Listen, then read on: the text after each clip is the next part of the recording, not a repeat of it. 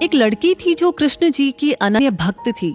बचपन से ही कृष्ण भगवान का भजन करती थी, भक्ति करती थी और भक्ति करते करते बड़ी हो गई। भगवान की कृपा से उसका विवाह भी श्रीधाम वृंदावन में किसी अच्छे घर में हो गया। विवाह होकर पहली बार वृंदावन गई, पर नई दुल्हन होने से कहीं जा न सकी और मायके चली गई। फिर वो दिन भी आ गया जब उसका पति उसे लेने उसके मायके आया। अपने पति के साथ फिर से वृंदावन पहुंच गई। पहुंचते पहुंचते उसे शाम हो गई।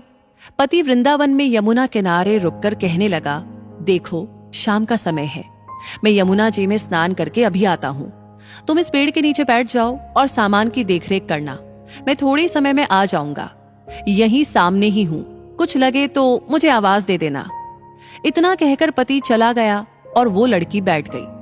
एक हाथ लंबा घूंघट निकाल रखा है, क्योंकि गांव है, ससुराल है, और वहीं बैठ गई। मन ही मन विचार करने लगी कि देखो ठाकुर जी की कितनी कृपा है। उन्हें मैंने बचपन से भजा और उनकी कृपा से मेरा विवाह भी श्रीधाम वृंदावन में हो गया। मैं इतने वर्षों से ठाकुर जी को मानती हूँ, परंतु अब तक उनसे कोई रिश्ता नहीं जोड़ा। फिर सोचती है ठाकुर जी की उम्र क्या होगी। लगभग 16 साल के होंगे। मेरे पति 20 साल के हैं, तो उनसे थोड़े से छोटे हैं। इसलिए मेरे पति के छोटे भाई की तरह हुए और मेरे देवर की तरह।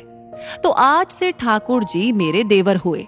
तो अब तो ठाकुर जी से नया संबंध जोड़कर वो बड़ी प्रसन्न हुई और मन ही मन ठाकुर जी से कहने लगी, देखो ठाकुर जी, आज से मैं तुम्हारी भाभी और तुम मेरे देवर हो गए।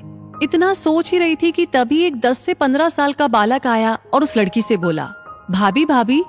लड़की अचानक अपने भाव से बाहर आई और सोचने लगी, वृंदावन में तो मैं नई हूं, ये भाभी कहकर कौन बुला रहा है। नई थी इसलिए घूंघट उठाकर नहीं देखा कि गांव के किसी बड़े बूढ़े ने देख लिया तो बड़ी बदनामी होगी। अब वो बालक बार बार कहता, पर वो उत्तर न देती। बालक पास आया और बोला, भाभी तनिक अपना चेहरा तो दिखाइए।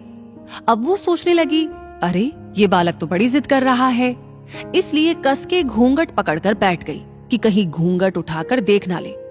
लेकिन उस बालक ने जबरदस्ती घूंघट उठाकर चेहरा देखा और भाग गया। थोड़ी देर में उसका पति आ गया। उसने सारी बात अपने पति से कही। पति ने कहा, तुमने मुझे आवाज क्यों नहीं दी। लड़की बोली, वो तो इतने में ही भाग गया था।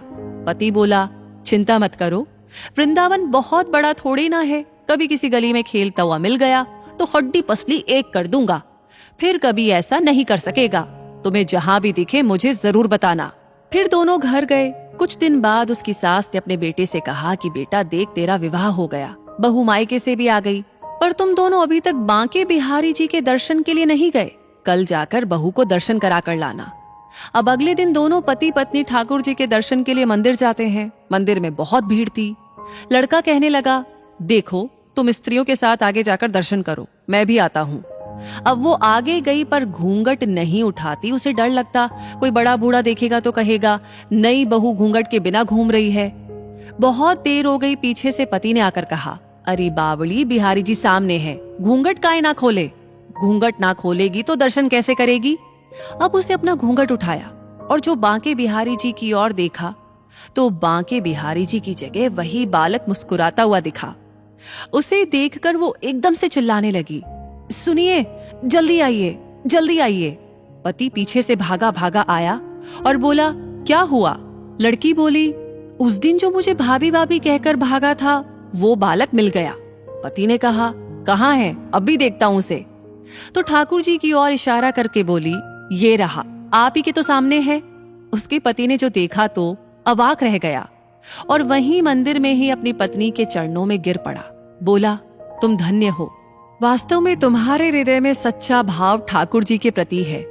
मैं इतने वर्षों से वृंदावन में हूँ, मुझे आज तक उनके दर्शन नहीं हुए, और तेरा भाव इतना उच्च है कि बिहारी जी के तुझे दर्शन हुए। इसी के साथ ये कहानी यहीं पर समाप्त होती है। ये कहानी आपको कैसी लगी, ये वीडियो आपको कैसा लगा, कमेंट सेक्शन में जरूर बताइएगा। अगर आपका कोई ऐसा अनुभव है तो वो आप भी हमारे साथ शेयर कर सकते हैं। इस कहानी को लाइक कर दिया है तो शेयर करना ना भूले, और आगे हमेशा ऐसी कहानियां आपको मिलती रहे उसके लिए हमारे पेज को फॉलो कीजिए। मिलेंगे बहुत जल्दी ही अगली कहानी के साथ। तब तक के लिए आपसे कहूंगी धन्यवाद।